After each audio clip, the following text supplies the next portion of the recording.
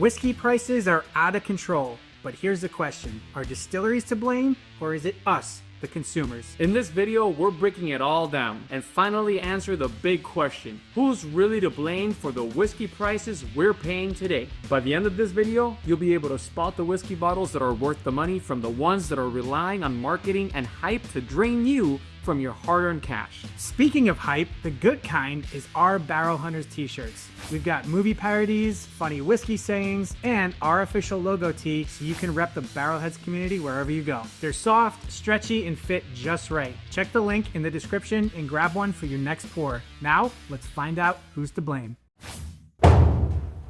Let's start with the basics. How much does it actually cost to make whiskey? Because if the mash bill only costs a few bucks, why are we paying triple digits at the store? Grains like corn, rye, wheat, or barley, cheap. Yeast, even cheaper. Water, basically free. If you looked only at ingredients, whiskey would be one of the cheapest spirits to make. But that's only the surface. The real costs come from everything that happens after fermentation. Think about this. Bourbon has to be aged for at least 2 years to be called straight bourbon, and many scotches sit in warehouses for a decade or more. That means a distillery is tying up liquid and capital for years, sometimes decades, before they ever even see a return, let alone profits. Add in the cost of barrels, around $200 to $300 for each new charred American oak, and sometimes 10 times that for rare sherry casks like Macallan uses. Plus the space and labor to maintain warehouses, and you're looking at a massive investment just to let whiskey sit there. And then there's also evaporation, the so-called angel share. Every year, 2 to 5% of that whiskey literally disappears into thin air. In hotter climates like Texas, distilleries can lose closer to 10% each year. If you age a whiskey for 12 years, you could lose nearly half the barrel depending on where it's aged.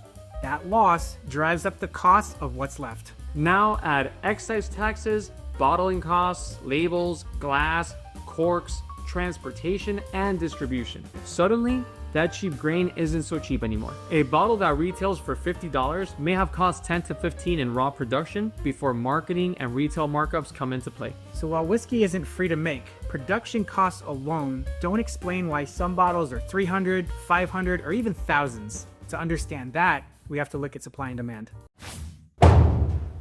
Here's where Economics 101 kicks in. Whiskey prices are driven just as much by supply and demand as they are by production costs. Recently, demand has been at an all-time high.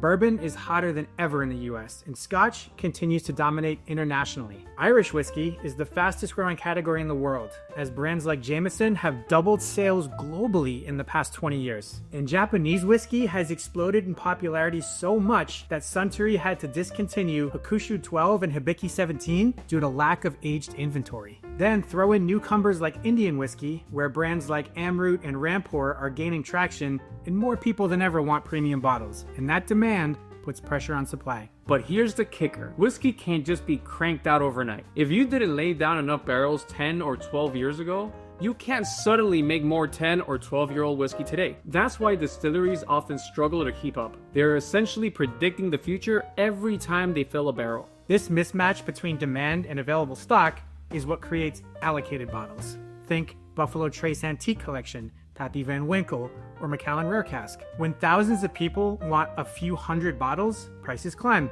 sometimes astronomically, and the hype feeds on itself. And then there's the secondary market. Take Weller 12 for example. MSRP is around $40 to $50, but it routinely sells for $200 or more from flippers. Even if you never buy on the secondary market, those inflated prices shape perception. Suddenly, a bottle like Blanton's that used to be $40 at retail is now $80 or more because distilleries like Buffalo Trace and retailers know people are willing to pay for it. So demand outpacing supply is a huge piece of the puzzle, but it still doesn't explain why some whiskeys are billed as rare when they're not. That takes us into the world of scarcity and perception.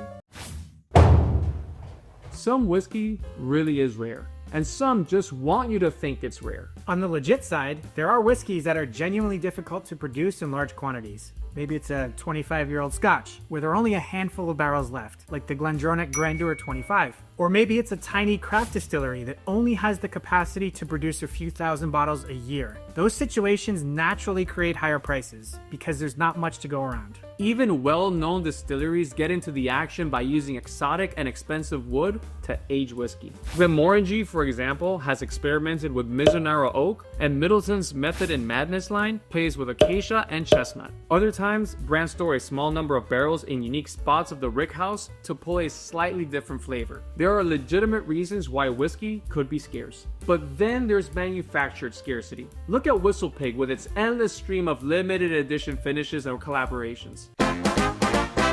It creates hype whether the liquid justifies it or not. And here's the psychology. When something's hard to find, people just want it more. It's the same reason you'll drive across town if a store has one bottle of Blanton's on the shelf, even if there's a perfectly good Four Roses or Wild Turkey sitting right next to it. Perceived rarity makes the whiskey taste more special even before you open the bottle. Take the Macallan lineup as an example. Their core bottles are premium but widely available. But once they slap a limited edition label on it, prices can skyrocket. And a lot of that jump is about perception, not just what's in the bottle. Scarcity, real or manufactured, plays a massive role in pricing. But the final push often comes from something even less tangible: branding and marketing.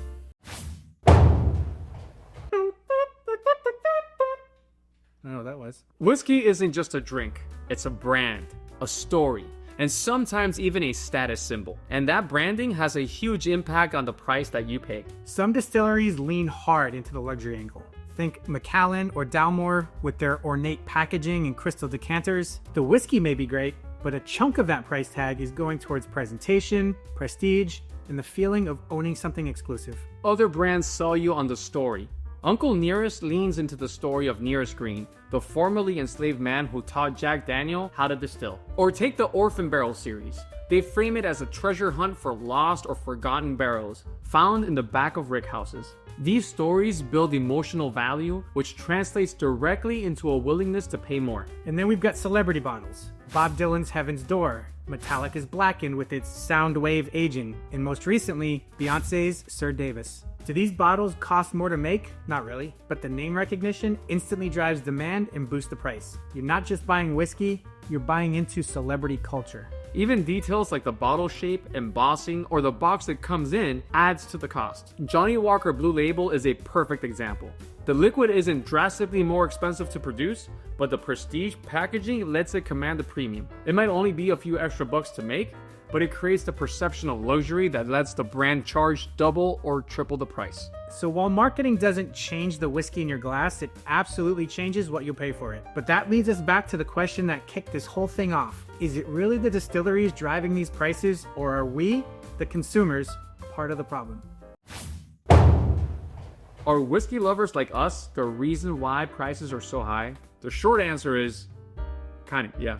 If no one bought $200 bottles, then they wouldn't keep selling them at $200. Distilleries and retailers raise prices because they know people are willing to pay. Every time a limited edition sells out in minutes, like Old Forester Birthday Bourbon for example, it reinforces the idea that price wasn't too high.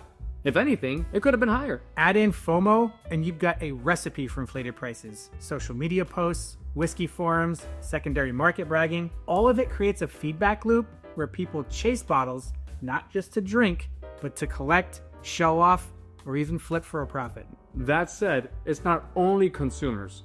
Distilleries underestimating demand, retailers marking up bottles way over MSRP, and brands intentionally creating scarcity all share the blame. It's a cycle. Distilleries produce, retailers price, consumers pay, and each side feeds into the other. So yes, consumer demand fuels the fire, but the whiskey industry knows exactly what it's doing too, which brings us to the big picture. What should we, as consumers, do about it? This is why you're here. We got answers for you. The best move as a consumer is this: buy what you love, drink what you enjoy, and don't get caught up in the hype. There are incredible bottles at every price point, and some of the best whiskey experiences come from affordable pours shared with good company. Message! Now, Eddie, is there a time that you felt you've fallen a victim of FOMO, hype, marketing, whatever? Ryan, I fell into the FOMO trap with the Macallan Harmony Collection Amber Meadow. See, I wanted to collect every single bottle from the Harmony collection, which by the way, is another problem with the whiskey market, is when they create a collector series, because then you want to have them all.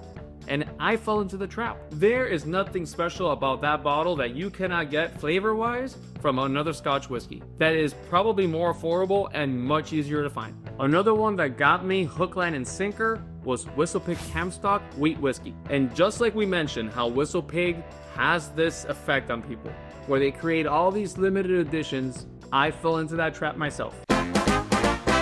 I bought into the Solo Stove toasted barrels, which didn't add absolutely anything to the flavor of the whiskey. A toasted barrel is a toasted barrel any way you look at it. But the whiskey itself wasn't bad, but it was forgettable. A final bottle that I'm going to talk about today is Blanton's.